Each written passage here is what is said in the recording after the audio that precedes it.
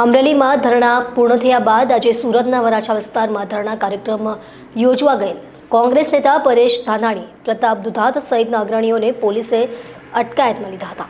હાલમાં ગુજરાતમાં સળગી રહેલા અમરેલી લેટરકાંડ મામલે આજે સુરતમાં પરેશ ધાનાણીએ ધરણા પ્રદર્શનનું આયોજન કર્યું હતું।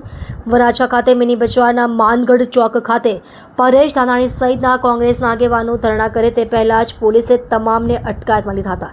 પોલીસે વહેલી સવારથી જ ચુસ્ત બંદોબસ્ત ગોઠવી દીધો હતો। મંજૂરી વગર ધરણા કરવા જતા પોલીસે પરેશ ધાનાણી, પ્રતાપ દુધાત સહિત 40 થી 50 કોંગ્રેસી આગેવાનોની ટીંગાટોળી કરી અટકાયત કરી લીધી છે, જેને લઈને પરેશ ધાનાણીએ કહ્યું હતું કે અમે ગમે ત્યારે ધરણા ઉપર આવીને બેસી જઈશું, જેના પરિણામે ગઈકાલથી જ વરાછા પોલીસ સહિત અન્ય પોલીસ સ્ટેશનની પોલીસ માનગઢ ચોક ખાતે ગોઠવી દેવામાં આવી હતી। ત્યારબાદ આજે વહેલી સવારથી જ પોલીસ ખૂબ મોટા પ્રમાણમાં માનગઢ ચોક ખાતે ખડકી દેવામાં આવી હતી। 10 વાગ્યે પરેશ ધાનાણી, પ્રતાપ દુધાત સહિતના કોંગ્રેસના નેતાઓ માનગઢ ચોક ખાતે આવીને સરદાર પ્રતિમાની ફૂલહાર કરીને ધરણા કરવાના શરૂ કરે તે પહેલા જ પોલીસે તેમની અટકાયત કરી લીધી હતી।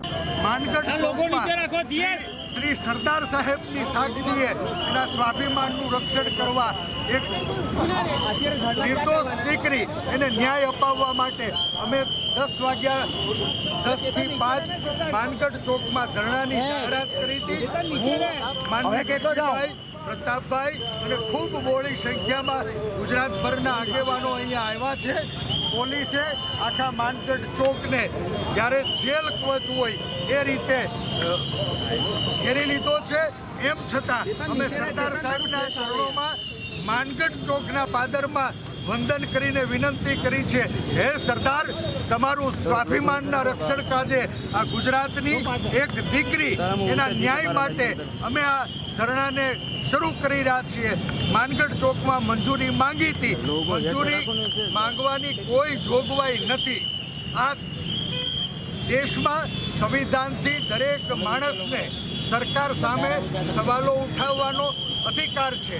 આંદોલનથી તો આઝાદી મળી હતી, આજ આઝાદ ભારતમાં આંદોલન ઉપર પ્રતિબંધ કોણ અને શું કામે મૂકી રહ્યું છે, શું છુપાવવા માંગી રહ્યું છે, સવાલ છે। ત્યારે અમે સરદારની સાક્ષીએ અહીંયા જ બેસી અને ધરણા શરૂ કરીએ છીએ।